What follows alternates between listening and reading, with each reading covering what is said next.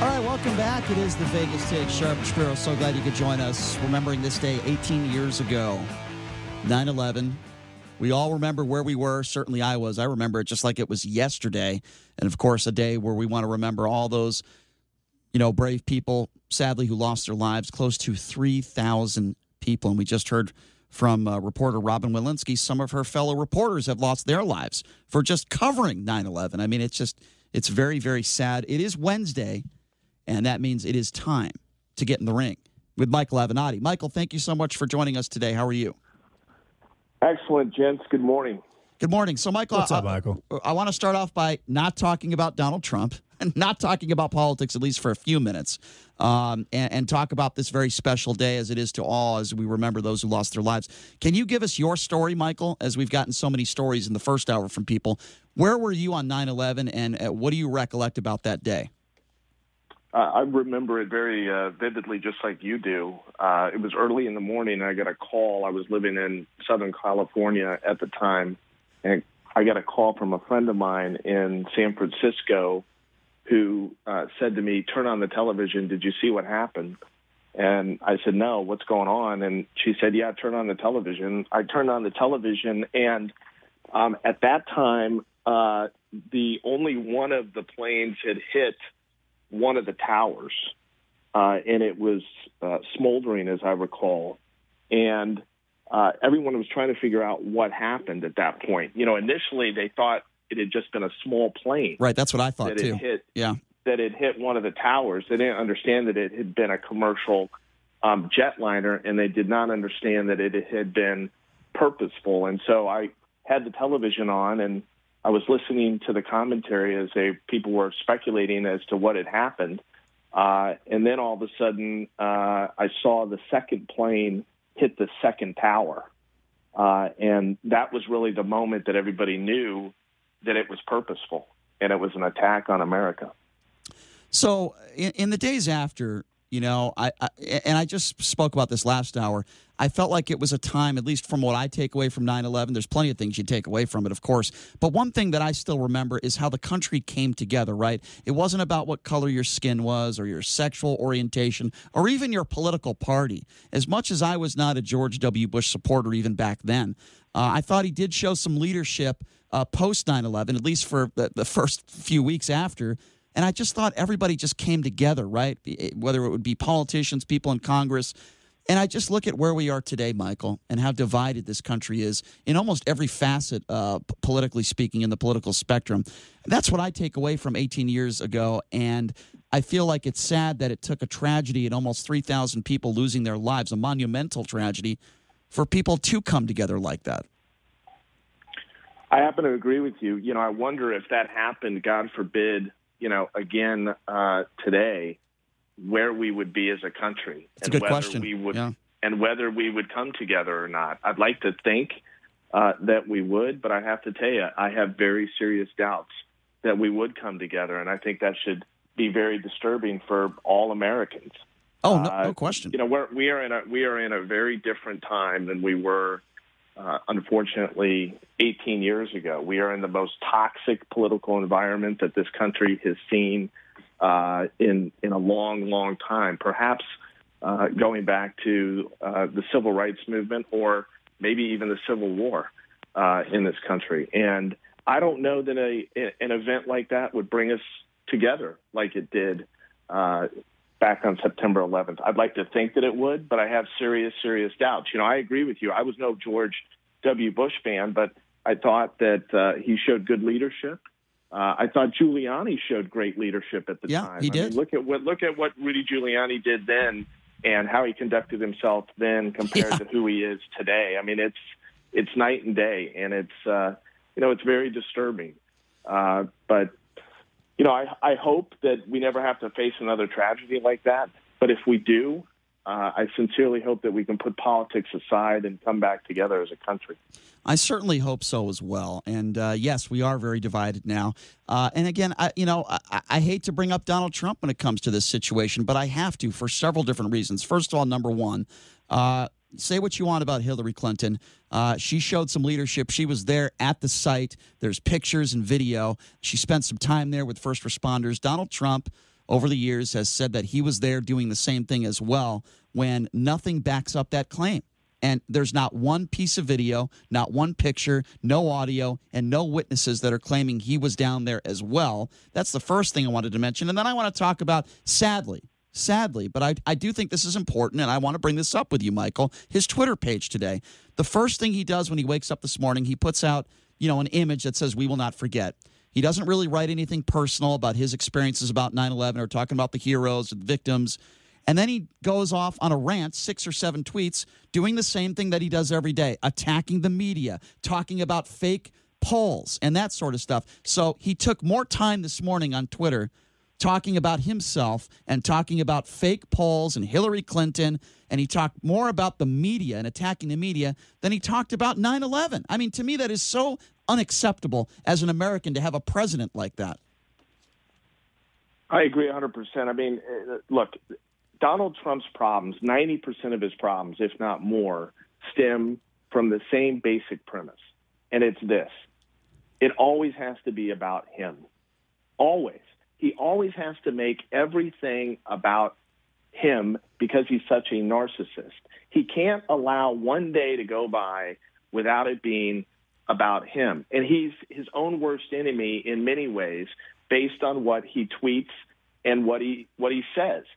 Now, he would not be facing criticism relating to what he did around 9/11 and where he was at and whether he was down there or not or what he had said if he did not put himself out there and make claims that are easily debunked. Right. No one would even be talking about where Donald Trump was on 9/11 had he not taken the initial step to make the claim that he did. Yeah. But he can't help himself. He always has to subject himself into every possible event or anniversary or anything. It always has to be about him. And then he complains when the media and others fact check him and call him out on his BS. Yeah, and by the way, but it doesn't work that way. And it was, and by the way, if you're just joining us, Michael Avenatti with us on the line, and we're not making this stuff up. I'm not. Trump told 9/11 first responders, he has over the last several years, quote, "I was down there also." But according to Richard Ailes, a retired deputy chief of the New York Fire Department, Trump was never close and never a presence at ground zero. We're not making this stuff up. But here's my point, though. Why even say that? Right? Who cares whether he was down there or not? Exactly. I mean, why does he feel it necessary to make that point? Look, I wasn't down there at ground zero. Right. I wasn't even in New York at the time. Just don't lie. Either of you. He likes to attach He- himself to the most relevant thing going on in the world, always. And he likes to attach himself and it always in a has to be positive about light. him. Exactly. And I totally agree with that. Him. But look, in order to empathize with people that were killed that day and the tragedy that struck America, and in order to talk about it and show compassion, et cetera, you don't have to have been there. You don't have to have gone to the site. Right, of course. You don't have to have made it about yourself. That's why even make that statement? It's a stupid statement. Who cares whether he was there or not? Yeah. It's just completely unnecessary. But you see that time and time again with this guy. A child. I want to move on to some of the news that has taken place over the last several days. Always something crazy to talk about when it comes to Donald Trump. Let's start with John Bolton, Michael Avenatti. So we all know what happened, and I do want to get your take, by the way, as well, on this Taliban Camp David situation where allegedly Trump is in this meeting with the vice president, with Bolton, Pompeo, and several others.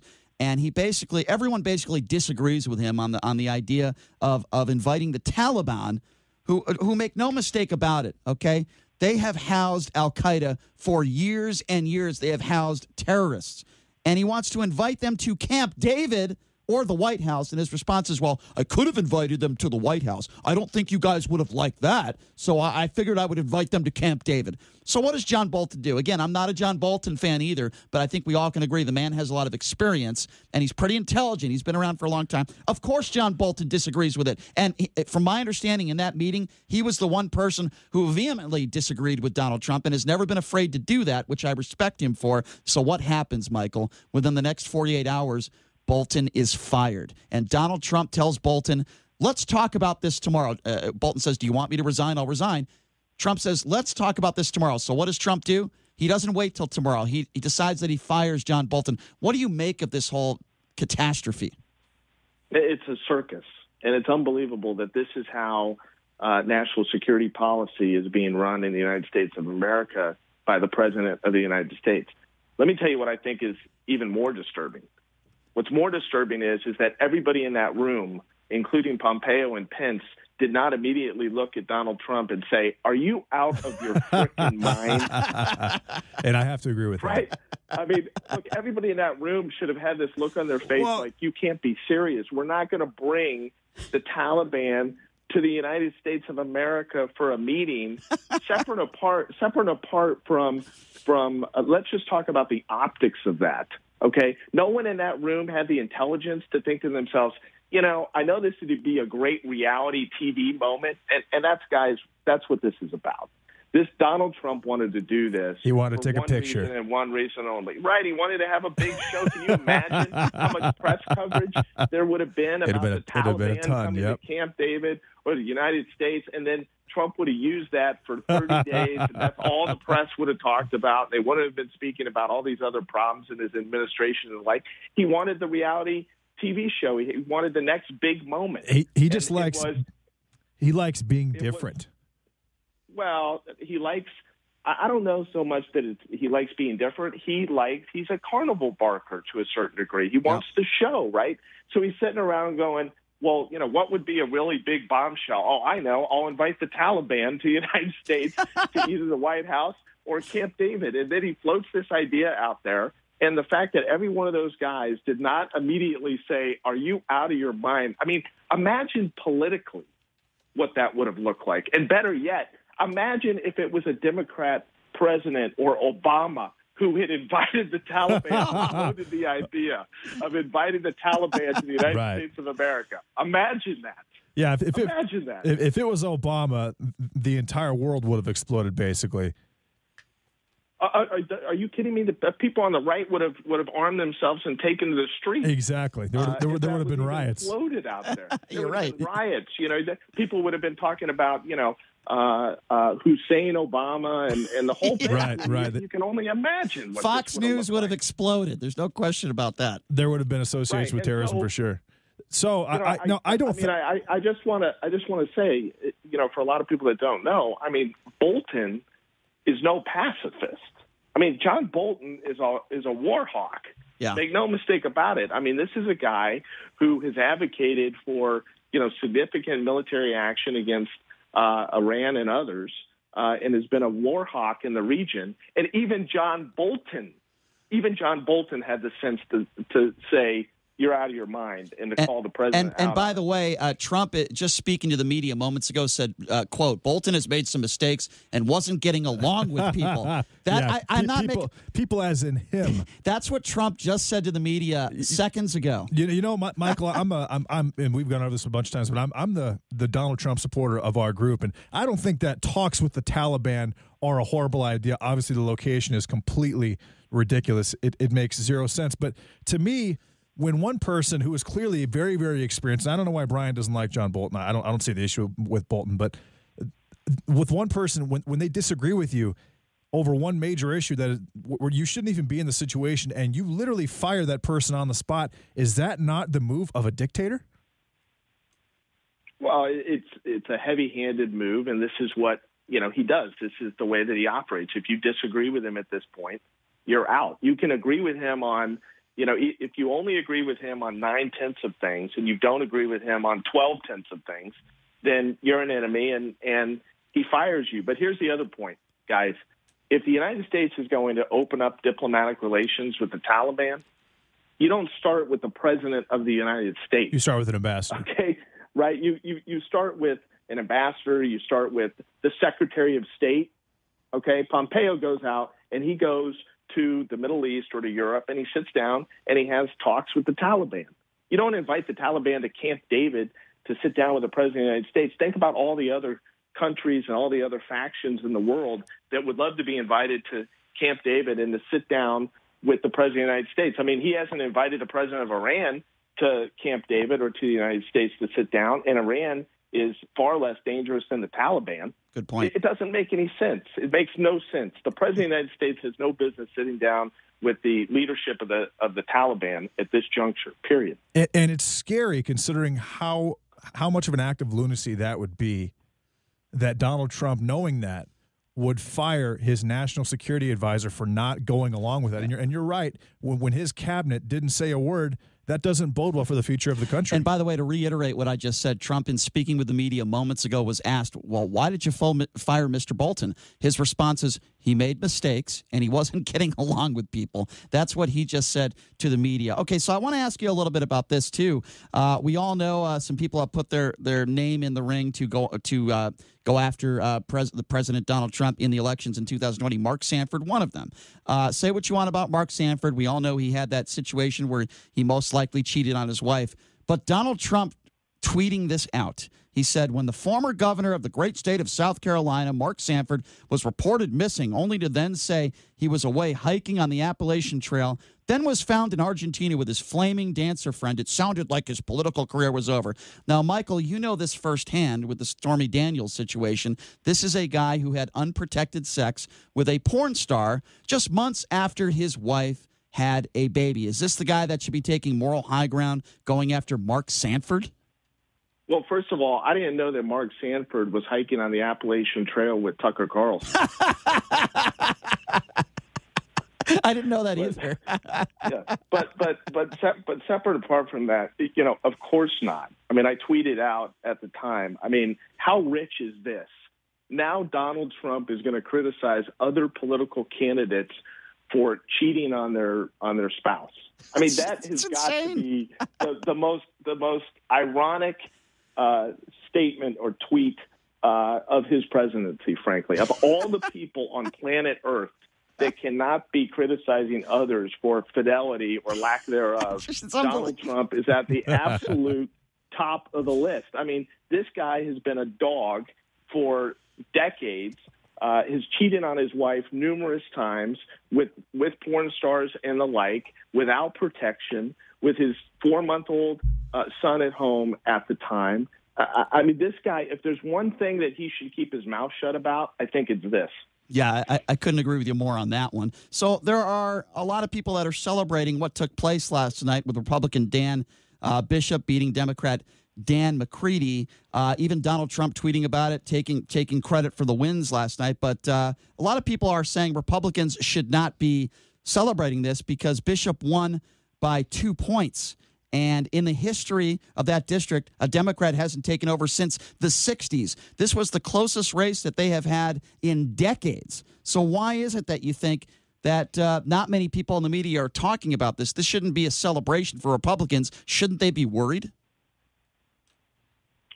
Well, I have mixed emotions about this. I mean, I have to tell you, I think that this indicates that what I've said all along is true. The Democrats better nominate Joe Biden. And I'm going to tell you why.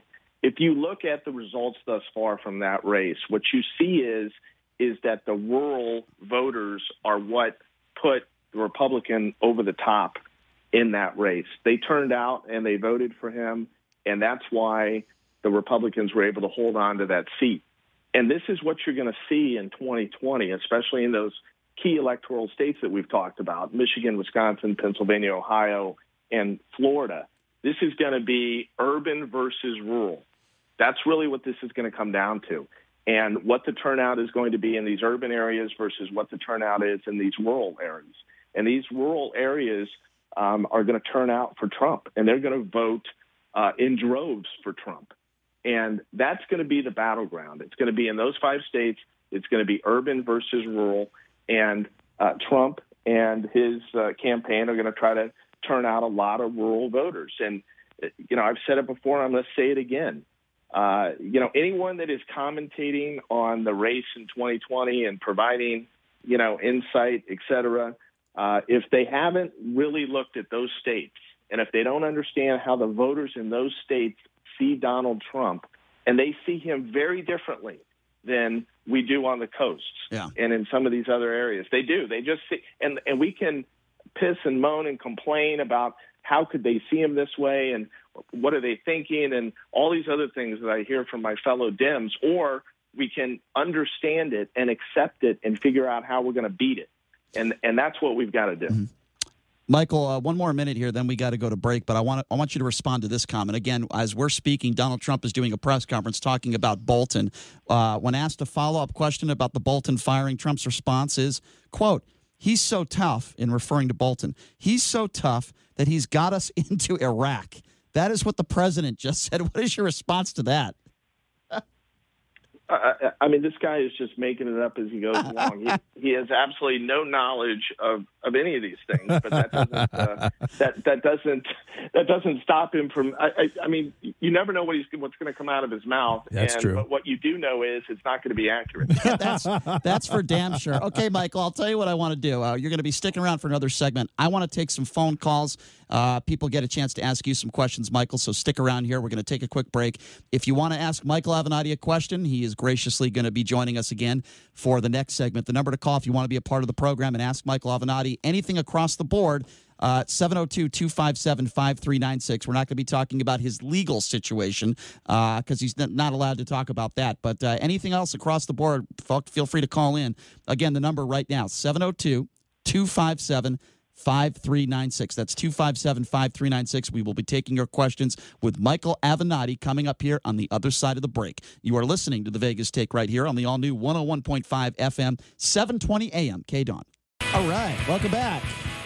It is the Vegas Take, Sharp and Shapiro. Of course, the anniversary of 9/11. As we remember those who have fallen, who have lost their lives, close to 3,000 people. We've been talking with Michael Avenatti, and we all agree that, back then, it seemed like the country came together, and now there's just so much divide in this country. It's unbelievable. We're taking your phone calls. If you have a question for Michael Avenatti, give us a call, 257-5396. Again, that number is 702-257-5396. Quickly, before we get to the phone calls, Michael, I want you to respond to another one of Trump's comments here in the last few moments.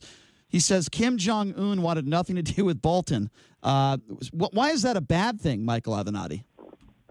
Well, I don't think it's a bad thing. Yeah. And so let me just get this straight.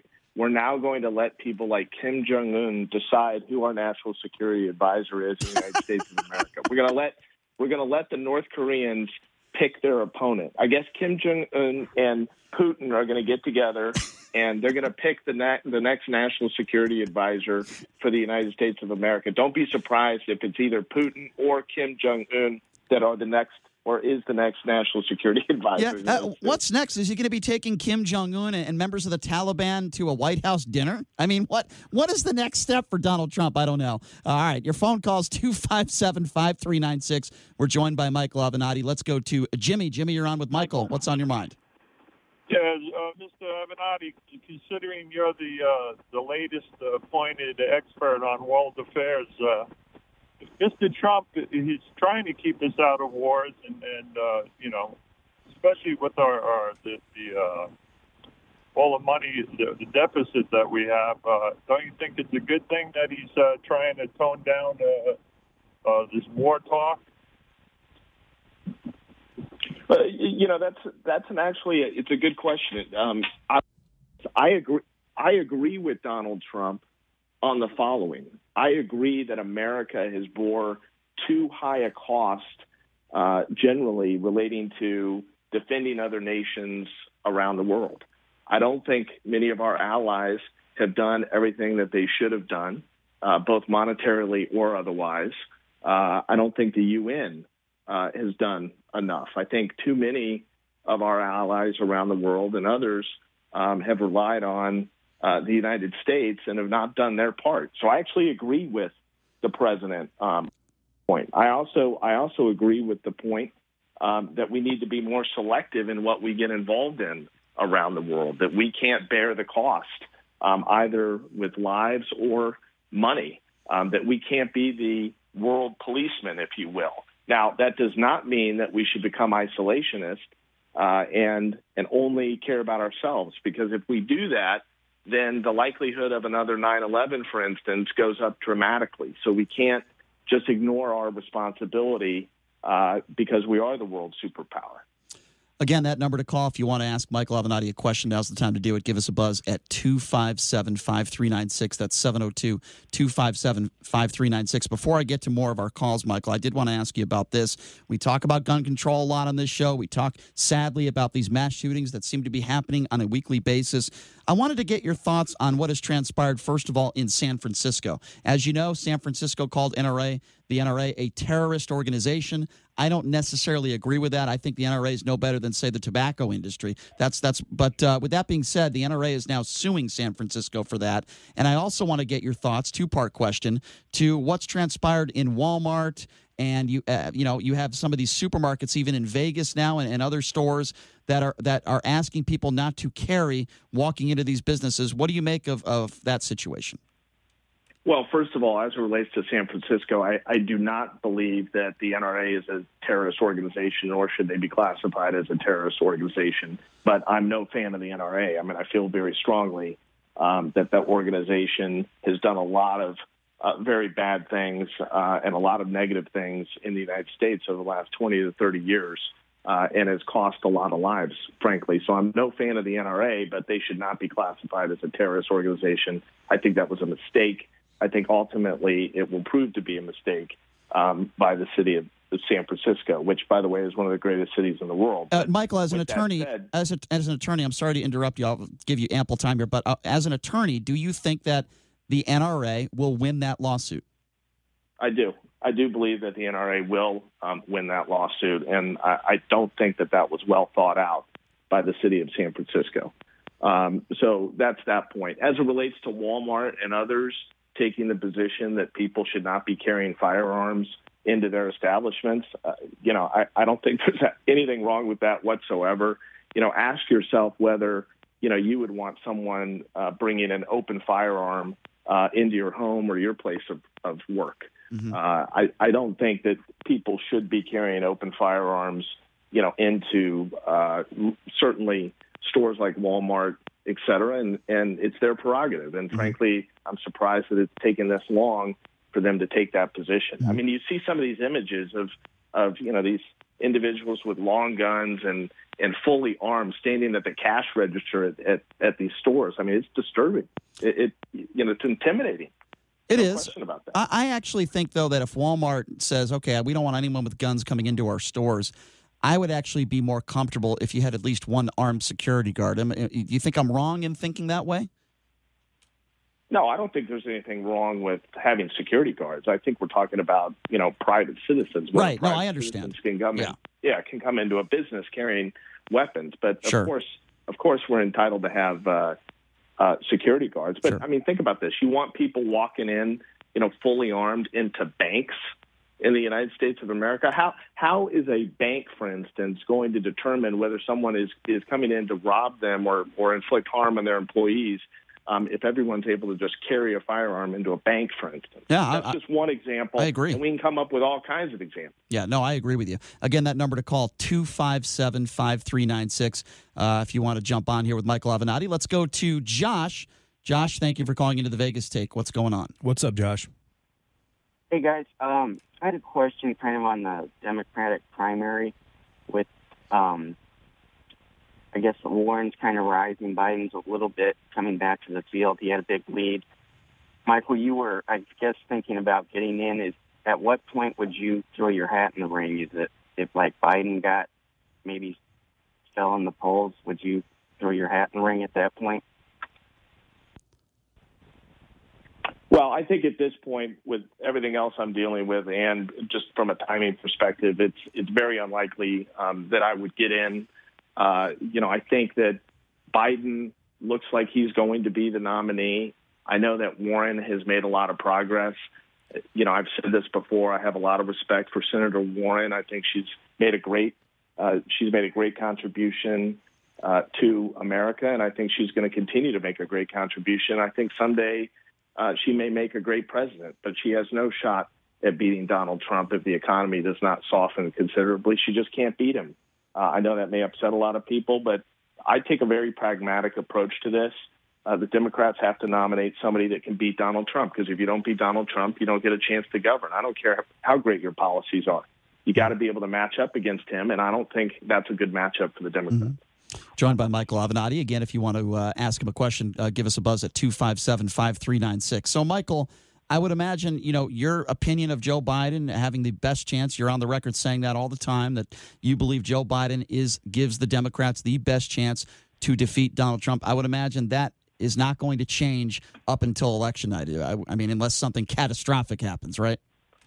Well, I think unless he has a medical event or it becomes readily apparent that he's just losing it, which I don't think is going to happen, I'm going to maintain that he, of everyone in the field, or who is likely to be in the field, gives the Democrats the best chance in those 5 key states, and those are the 5 states that matter. Frankly, that's the battleground. So I do not anticipate that changing between now and Election Day, but I have some considerable concern that the Democrats are going to shoot themselves in the foot and nominate someone and blow this thing, who will make a great president. Don't get me wrong, people will be excited about, but who really doesn't have a chance of beating Donald Trump in those 5 states. And that would be a catastrophic error. And I can envision that happening because the Democrats are known to do stupid things like that and have been doing stupid things like that for decades, frankly. And I could envision a scenario where there's a bunch of people sitting around the day after the election in November 2020 just absolutely stunned. You think people were stunned in 2016. That was before we knew what a disaster this guy would be as a president, an absolute unmitigated disaster. Imagine the outrage and the shock that would come over the country, a significant portion of the country, tens of millions of people in the country, if this guy is reelected. And that can happen. Don't discount it. Let's talk about your good friend Biff. It seems like he is being considered to be the next heir to the Trump political legacy. In fact, he's now in favor of his sister Ivanka in his father's eyes. A lot of chatter about him possibly running for the Republican Party in 2024. What are your thoughts on all of that? I mean, are you kidding me? Are you kidding me that this guy actually believes and others believe that he could be the nominee and could be elected president of the United States? I mean, I understand what people are saying. Well, they said the same thing about Donald Trump. But look, let's be honest about it. Donald Trump Jr. is not Donald Trump. Okay, and I can't believe that now these are the words that have to come out of my mouth. But say what you want about Donald Trump, and I've said a lot, and I'm going to say a lot. Say what you want about the guy, but he has accomplished some things, okay? And he does have a certain presence about him. Now, many of us don't prefer him by any stretch of the imagination, but Donald Trump Jr., Biff, is not his father. I mean, Donald Trump Jr., is carried around in his sister's purse, for Christ's sake. So, I mean, this guy, if this guy is the nominee, I'm out. I'm gonna pull the chute. I'm out. I don't know where I'm gonna go or what I'm gonna do, but I will just be absolutely dumbfounded. By the way, we've tried to reach out to Biff. We're still trying to get this boxing fight to happen between Michael Avenatti and Biff. If you don't know who Biff is, we're not talking about the Back to the Future movies. We're talking about Donald Trump Jr. We're trying to get this fight to happen on Christmas Eve. We will gladly invite Kimberly Guilfoyle to sit front row as well as the President of the United States. We haven't heard back from Biff yet. Don't know if this fight will happen, but we'll do everything we can to make it happen. If you're just joining us, on the line with us is attorney Michael Avenatti, and we're taking your phone calls at 257-5396. Again, 702-257-5396 if you have a question for Michael. Let's go to Sharon. Sharon, thank you for calling into the Vegas Take. You're on with Michael. What's up, Sharon? Hi. How you guys doing? Good. Doing great. Great. Okay, my question is, since last year, Mr. Avenatti, you've been talking about fighting fire with fire and really going after Trump.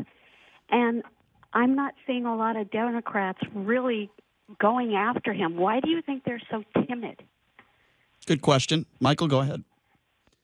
Sharon, I really appreciate the question. And I think it's a good question. I think the only way you're going to beat a guy like Donald Trump is to get down in the gutter with him and trade shots with him and really go after him and be incredibly aggressive. I don't think there's any other way to beat him. You're not going to go the high road and successfully beat Donald Trump. I, too, am surprised that we're not seeing many, if any of the Democrats really go after him in the way that they need to. Now, perhaps as we get closer to the final nomination and certainly in the general election, perhaps we're going to see that. But the risk is if candidates do not start doing that, they run the risk of being defined by Trump too early, or early, I should say, and it allows him to set the tone, which I think would be a critical mistake. Mm-hmm. So I happen to agree with your assessment, and I hope that the Democrats become aggressive because there's only one way to beat this guy. Sure. So, Michael, you've made some appearances on Fox News. We all remember that appearance you made with Tucker Carlson. I know you never made an appearance on the Laura Ingraham show. I am not a big Laura Ingraham fan. I wanted to get your take on this. I know you have an opinion on this. So the other night, she has NFL tight end Ben Watson on her show. I don't know if you saw this video where Laura Ingraham is talking about an essay that Jamel Hill wrote, talking about African-American athletes effectively organizing a boycott of mainstream white-majority colleges to address the massive racial wealth gap in across the country. And I actually agree with her on this one. So Laura Ingraham asked Ben Watson the question, and it almost seemed like Ingraham was stunned that Ben Watson disagreed with her.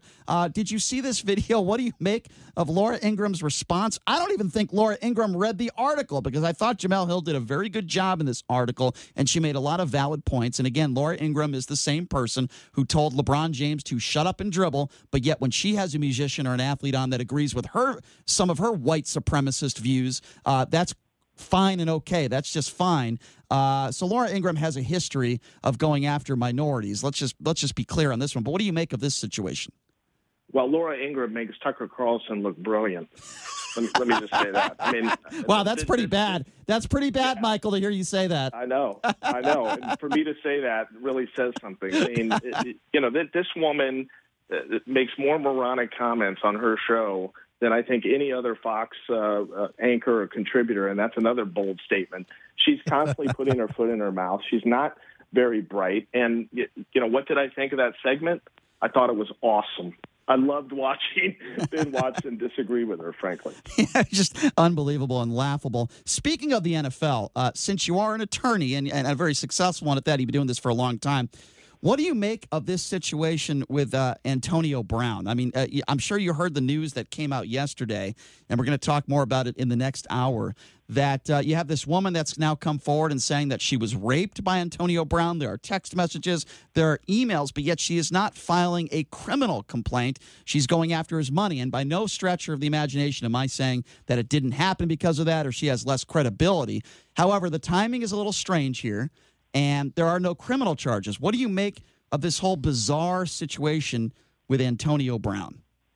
Well, whether she's pursuing this criminally or not does not, in my view, mean that she's not telling the truth. I agree. Or is telling the truth. So there's a number of strategic reasons that somebody might decide not to pursue charges criminally, and may pursue remedies in the civil arena. But look, my position on this is going to be consistent, and it was consistent with Kavanaugh, despite what some people claim on the right, and it's a bunch of BS what they've assigned to me in connection with the Kavanaugh situation. I could talk for 3 hours about that. I'd like Mike Davis, that coward who is the counsel to the Senate Judiciary Committee, to one day actually debate me in a public arena about what really happened in that case. I notice he goes after you on social media almost on a regular basis, but yet when it comes to having a debate with you, he seems to be a little yellow when it comes to that. No, yeah, well, he refuses to do so because he knows that he's going to get embarrassed by the facts of what really happened in connection with the Kavanaugh situation. But look, let me say this, and I've been consistent, whether it was Kavanaugh, whether it was my own situation last year, and I'm going to be consistent as it relates to Antonio Brown. When a woman or someone makes an accusation like this, it should be investigated. It should be looked into. The allegation should be taken seriously, and people should make a determination, ultimately, the authorities and others, as to whether something actually happened or not, and there should be consequences if they did, period. And I will say this, Michael, she actually passed a lie detector test recently as well. Yeah, well, I haven't seen the lie detector test. I don't know the significance of that or the details of it. I will say that there's a reason why lie detector tests are not admissible in a court of law in the United States. They're generally not reliable. Although on the flip side, they are used for security reasons, and the federal government, for instance, the CIA and the FBI regularly use them to screen employees and to make sure that employees are not engaged in misconduct or espionage. So can I ask you something about that? Because, and again, I know that you're not here really to talk about Stormy Daniels. I understand that. I know you guys, you're not representing her anymore. You guys are not talking. However, I do want to talk about that because I do remember a time when Stormy did take a lie detector test. Was that your idea to do that? No, she took a lie detector test back in 2011 in connection with a story that was going to be printed relating to her relationship with Donald Trump. I was not involved in the mix at that time. And the publication, I believe it was In Touch, wanted her to take that lie detector test in order to vouch the accuracy of what she was telling the magazine. But again, as it relates to Antonio Brown, these allegations should be taken seriously. They should be investigated. And if they're true, he should suffer the consequences, period.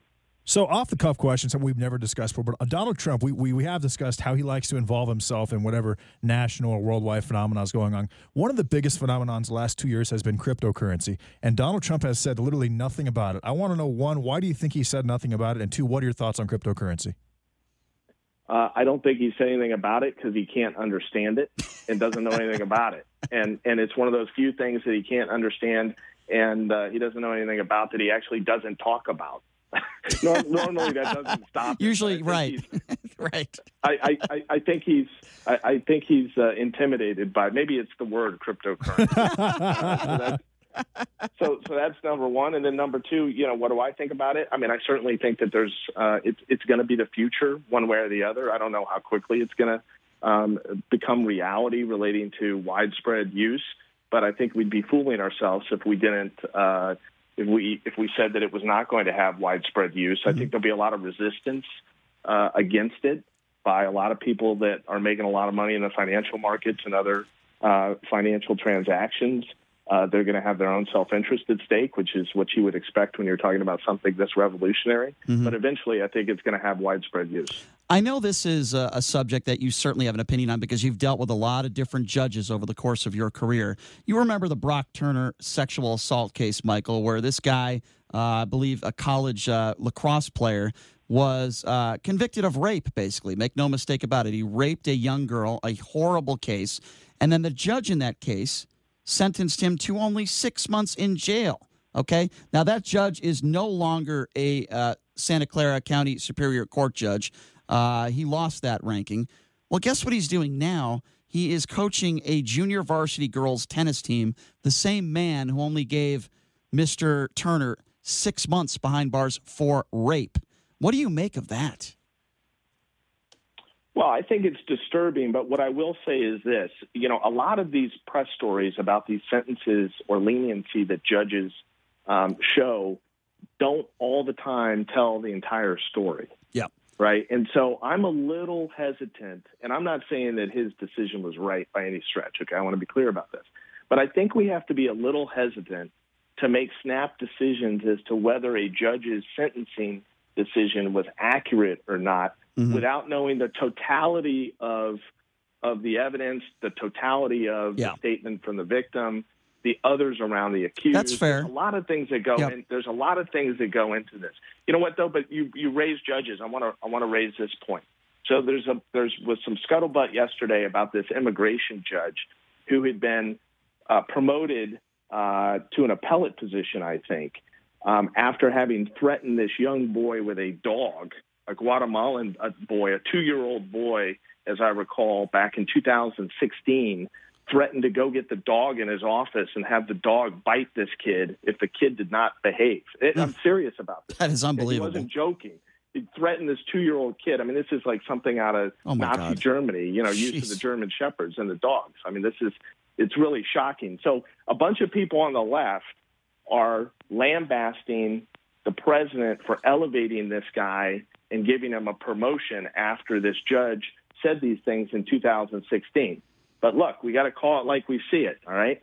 Let's remember that Trump wasn't president in 2016. Barack Obama was the president of the United States in 2016. Right. So when the underlying act occurred, this judge basically was someone that was involved in the Obama administration, or certainly the Obama administration could have taken action against this judge. And yet, for whatever reason, I think there was a disciplinary hearing, but I don't know ultimately what happened. But clearly, whatever happened wasn't enough in my Yeah, that's absolutely disturbing.